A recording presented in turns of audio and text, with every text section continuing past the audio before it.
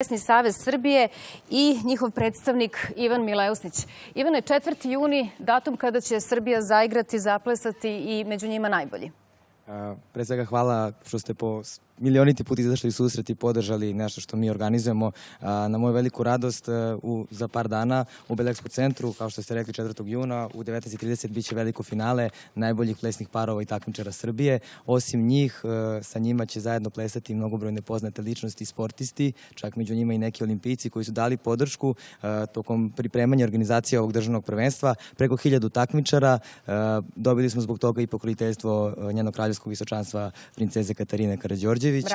I vas kao medijske prijatelje i sve sponzore i sve učesnike finala ćemo ugostiti na Belom dvoru o datumu koji ćemo naravno poslati kada budemo znali, u toku juna meseca svakako. Ono što je jako bitno jeste da ćemo tog dana imati priliku da vidimo zaista najbolje parove koje posjeduje Srbija. Birat ćemo predstavnike za buduće svetska i evropska prvenstva.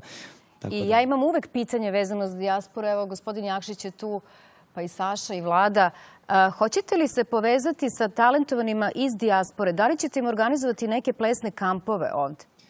Imamo talentovanu decu svuda. Imamo svuda, ali obzirom da je Plesni savez imao jednu, mogu tako reći, slobodnu rekonstrukciju pre nekoliko meseci, na nama je težak zadatak da mnoge stvari koje smo uočili, a da nisu dobre, ispravimo. Jedna od tih stvari jeste da povežemo sve talentovane ljude koji se bave plesom svuda u svetu.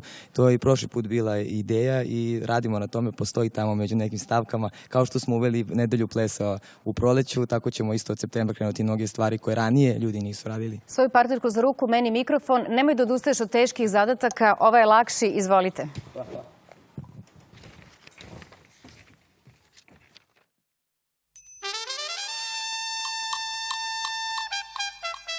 Bueno, señoras y señores, aquí está Café Latino, una grabación de larga duración para bailar y para gozar, y que todo el mundo conocerá porque aquí está y es Café Latino.